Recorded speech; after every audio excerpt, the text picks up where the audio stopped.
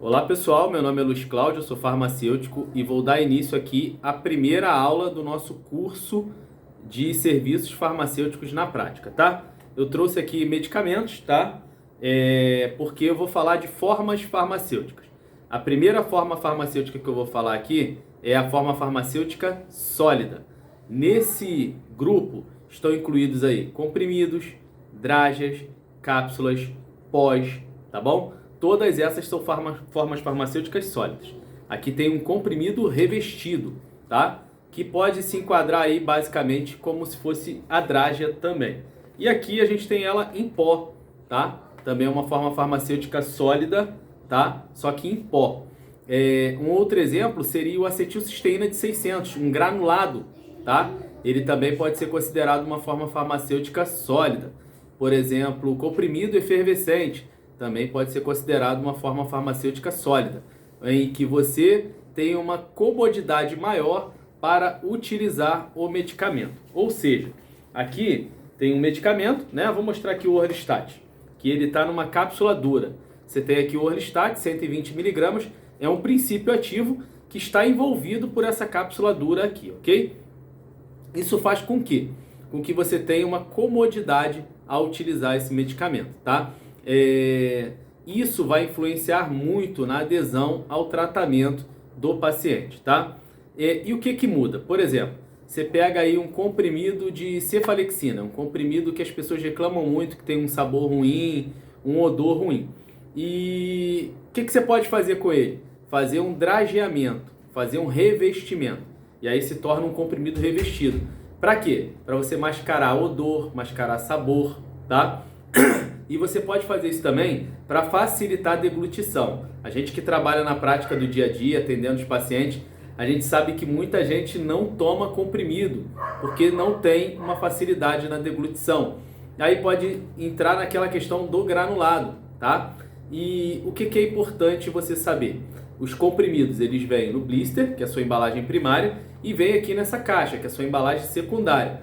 Porém, eles precisam estar sempre bem armazenados ao abrigo da luz, seja dela da luz solar ou a luz até mesmo artificial, tá?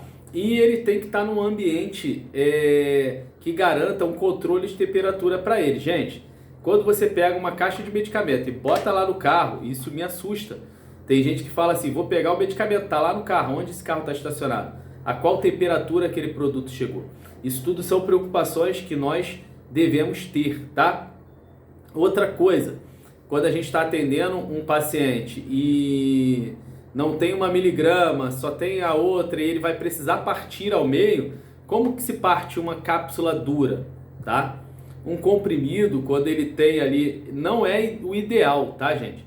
O ideal é você comprar o medicamento na dose prescrita e fazer o uso dele, tá? Mas se houver a necessidade de você ter que fazer uma divisão, né?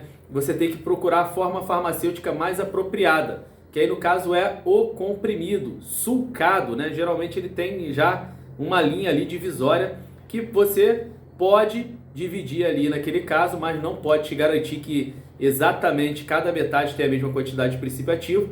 Então a gente sempre evita esse processo, tá? Mas, no geral, todos eles são a mesma coisa. A cápsula serve para envolver o princípio ativo junto com outros recipientes, até que ele seja ingerido, desintegre e seja absorvido, ok? A maior parte da absorção de todo medicamento é no intestino, mas parte do medicamento já começa a ser absorvido até na boca.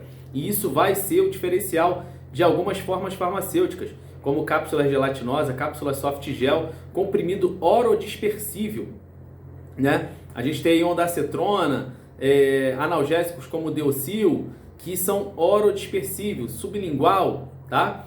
Outra coisa também que diferencia os comprimidos, comprimido de liberação controlada, o famoso XR, o QR e um monte de outras siglas que eles colocam, mas são tecnologias farmacêuticas para fazer com que esse princípio ativo que está aqui, ele não seja totalmente liberado de uma única vez no seu organismo.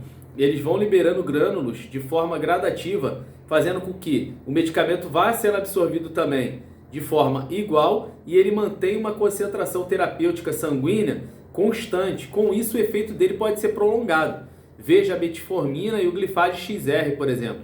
Ele tem efeito prolongado, com isso você utiliza menos comprimidos durante o dia e faz com que você tenha menos efeitos colaterais no caso da metformina. Não são todos os medicamentos que causam esse tipo de reação adversa, como diarreia, náusea, vômitos, problemas gastrointestinais, mas a metformina já é conhecido. Então o XR às vezes ameniza bastante esse tipo de sintoma, tá bom?